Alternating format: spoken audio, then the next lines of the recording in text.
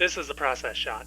I'm Michael, I'm trapped in a movie theater, and I watched Seven Chances, a comedy from 1925 directed by and starring Buster Keaton. He plays a young man named Jimmy, who co-owns some kind of a business, which is facing ruin.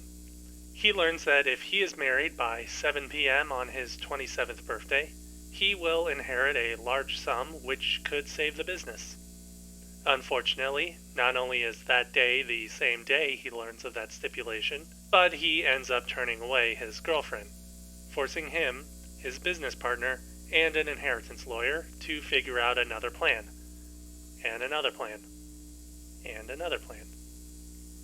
Eventually it escalates from blindly seeking partners at a country club to Jimmy being chased by a crowd of hundreds of potential brides.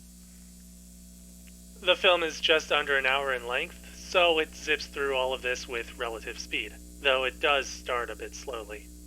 It certainly does pick up as the story events escalate, but it still takes a bit to get there, meandering a bit through the setup before getting to the meat of the film. It's at that point that we get more of the comedy antics which Keaton is known for, though even so, it still requires a build-up over time. It's not necessarily a detriment, since the build-up comes naturally enough and with a smooth flow, but it's something which I feel like could have been present throughout the opening scenes as well as the later ones.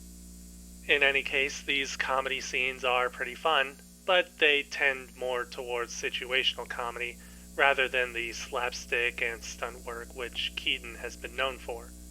There are a few bigger stunts being performed, but only a few, with the rest being closer to displays of endurance instead.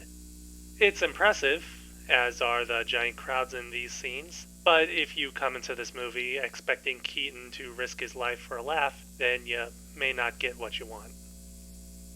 I do think that one of the highlights of Seven Chances is in its use of location. It's almost entirely set in large, real-world places, which help create a sense of scale in the scenes that require it, like those with a large crowd or which feature Keaton running or driving a good distance.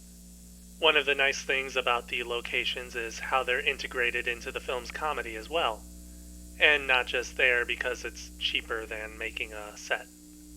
It makes the rare scenes of Keaton's stunts feel that much more precarious because of how real they are, as well as the actual danger inherent in those acts. Overall, I can't really find too much to talk about here.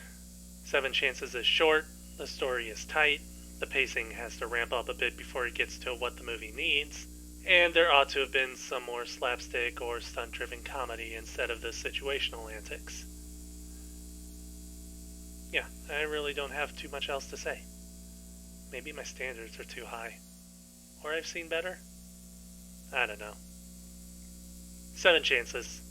Buster Keaton, 1925.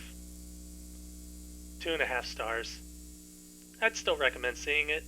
It's just not laugh a minute. Anyways, that's the end of the review.